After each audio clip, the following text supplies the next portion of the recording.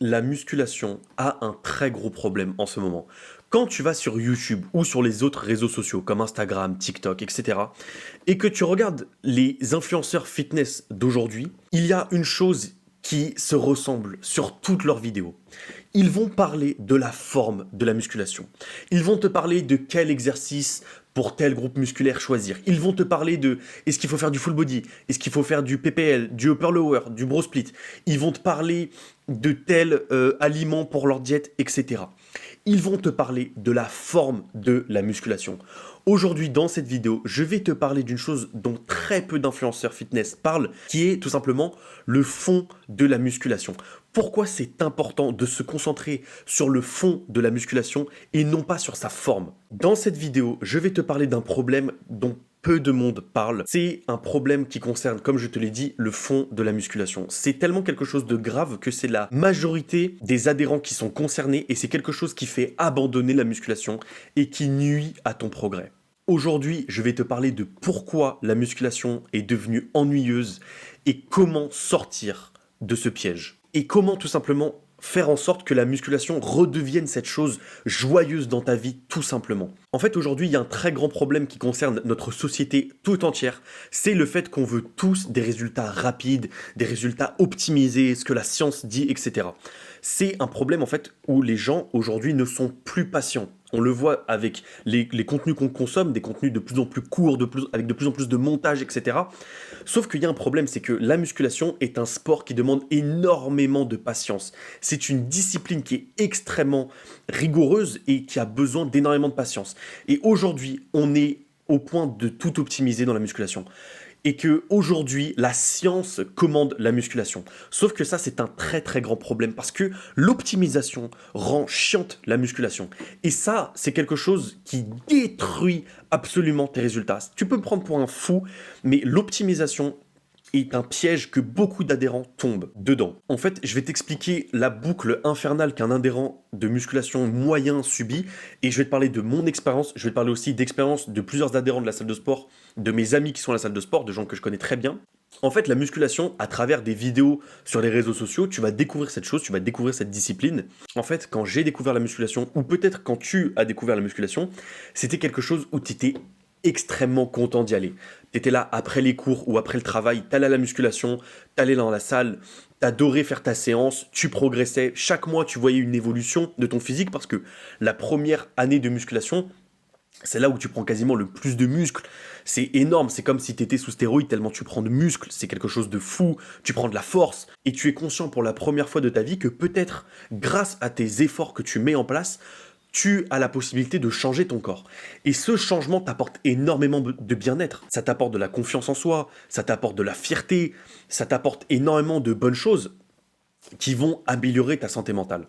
Sauf qu'il y a un piège dans la musculation, où il y a quelque chose d'assez réel, c'est qu'au bout d'un moment, tu vas plus autant progresser qu'avant. La première année, la deuxième année, c'est des moments où tu progresses énormément, mais ensuite ça se stagne. Ensuite, tu progresses, bien sûr, mais de moins en moins vite. Et c'est là où la majorité des adhérents tombent dans le piège.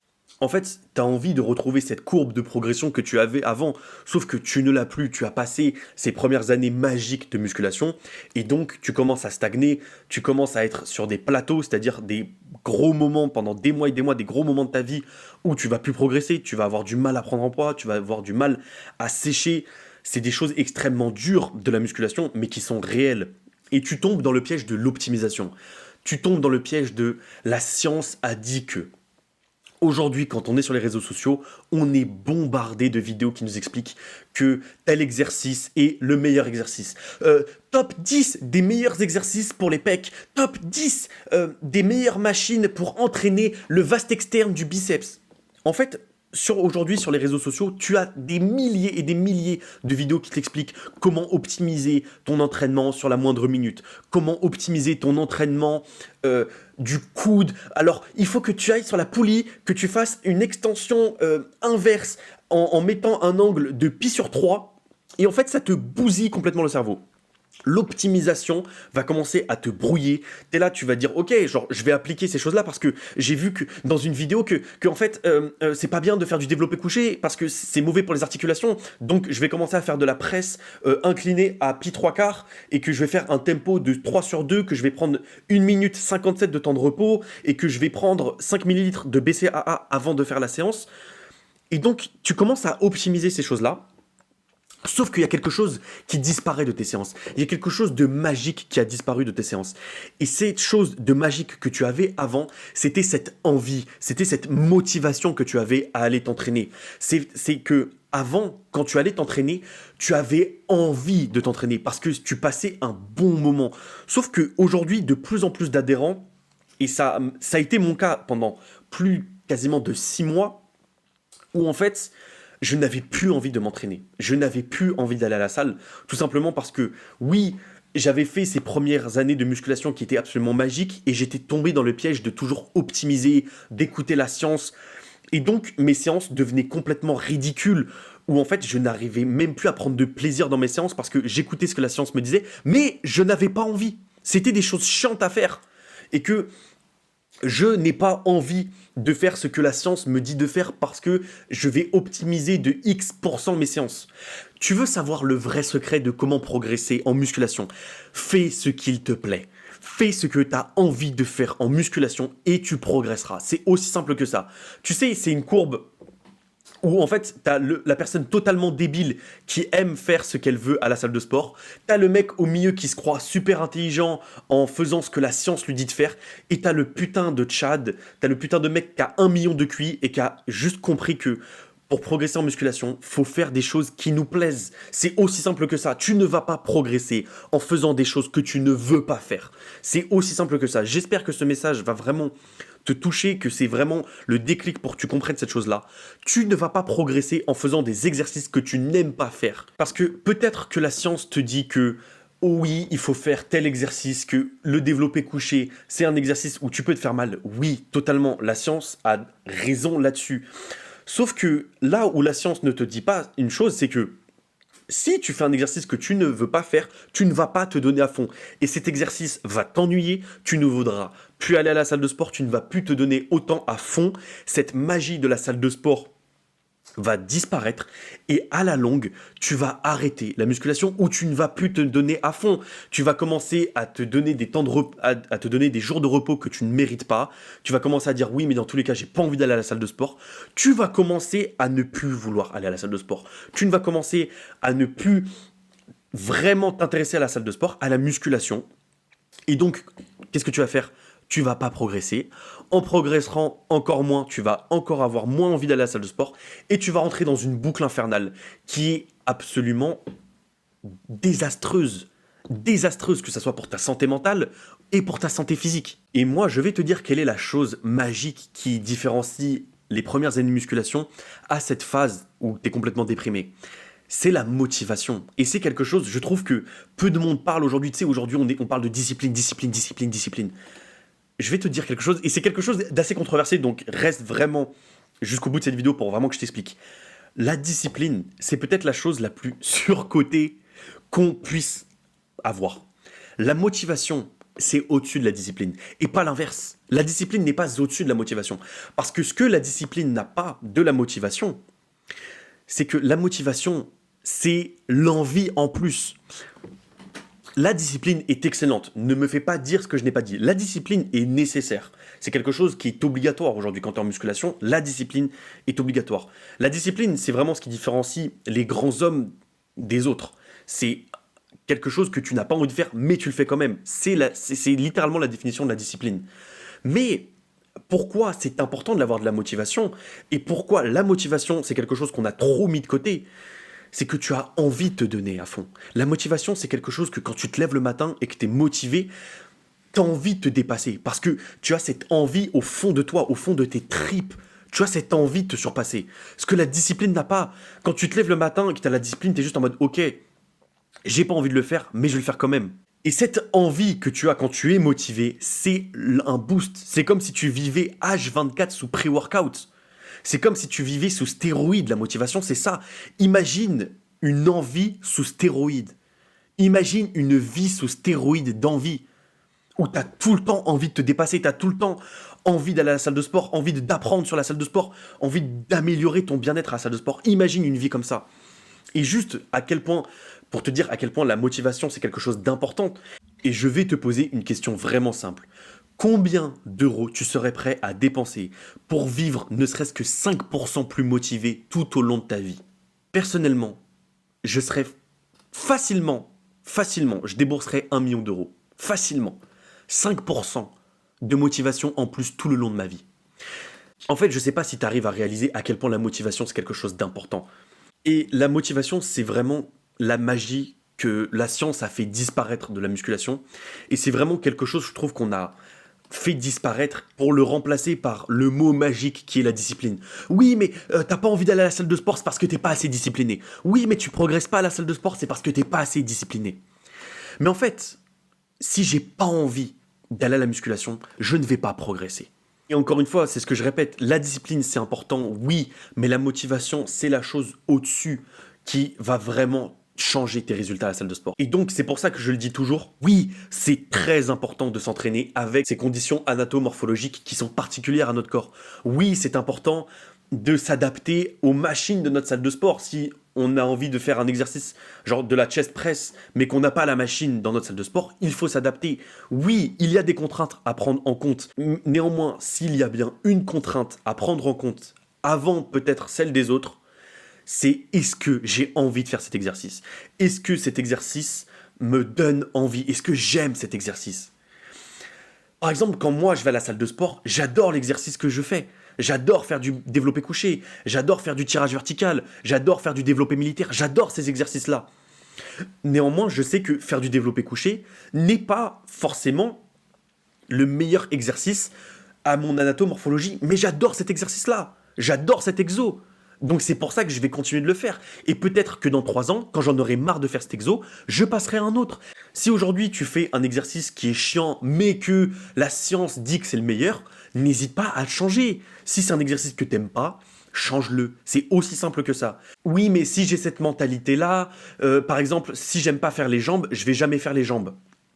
Donc tout ça pour dire que tu dois prioriser absolument ton envie d'aller à la salle de sport.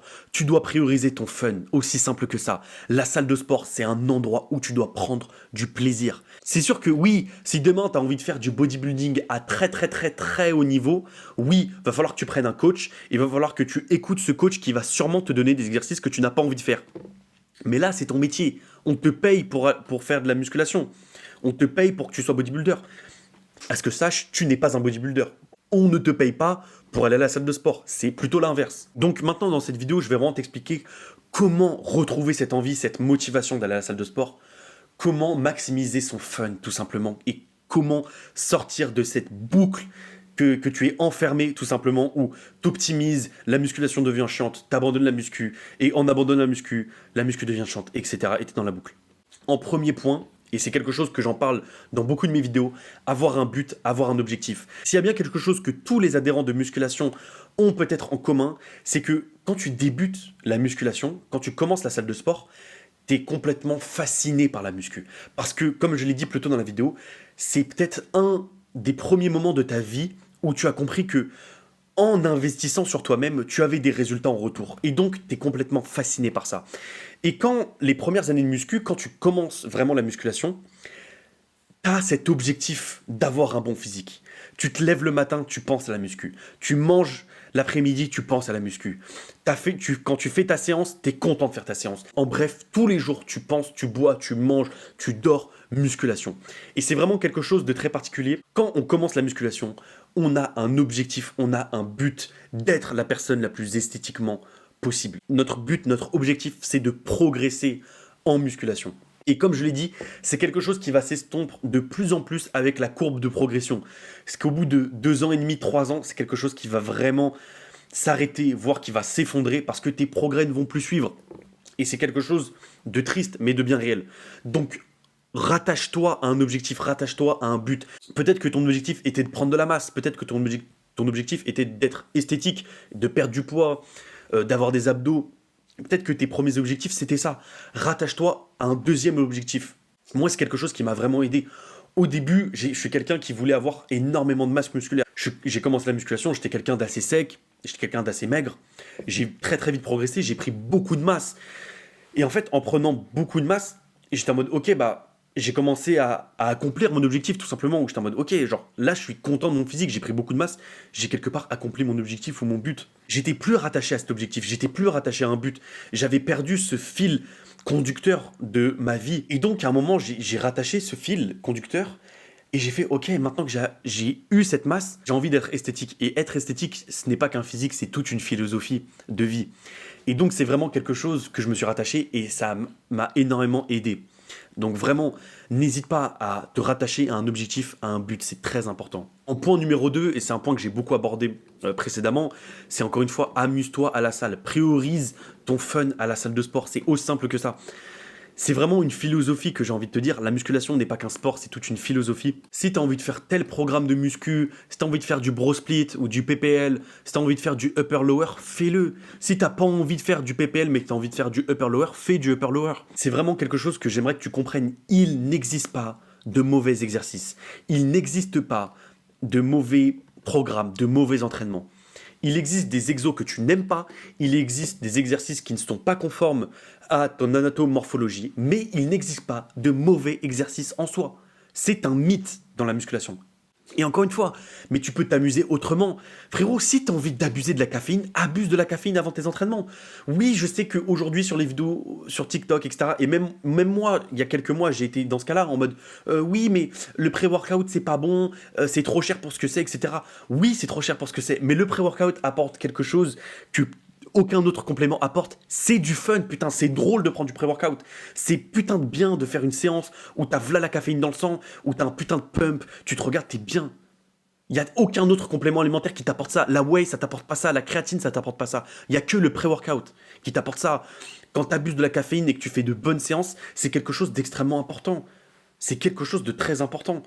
Alors, encore une fois, oui, c'est du court terme, c'est pas du long terme. Le long terme, ça serait d'avoir un objectif, un but. Ça, c'est du long terme. Mais sur le court terme, tu peux faire des choses comme ça aussi. Tu peux aussi acheter des sapes. Je comprends pas pourquoi il y a des gens qui ne veulent pas se sentir bien à la salle de sport. Se sentir bien à la salle de sport, ça passe aussi par son apparence. Alors oui, tu t'habilles pour les autres, etc. On fait de la muscu. Bien sûr que j'ai envie de me sentir bien pour, pour moi, j'ai envie de me sentir bien dans des nouvelles sapes et j'ai envie que les autres me voient avec de belles sapes à la salle de sport. Oui, oui, et je n'ai pas honte de le dire. Je n'ai pas honte de dire que je fais de la musculation pour moi, mais je fais aussi de la musculation pour les autres. J'aime plaire et j'aime sentir que je suis frais à la salle de sport. Il n'y a aucune honte à dire ça, il n'y a aucune honte à assumer de telles choses. Et il n'y a aucun regret à acheter des sapes pour se sentir frais à la salle de sport. C'est pareil pour se faire des gym bro. Mec, fais-toi une séance avec ton gym bro ou t'abuses de la caféine. C'est des trucs extrêmement bien et c'est quelque chose qu'on a oublié aujourd'hui.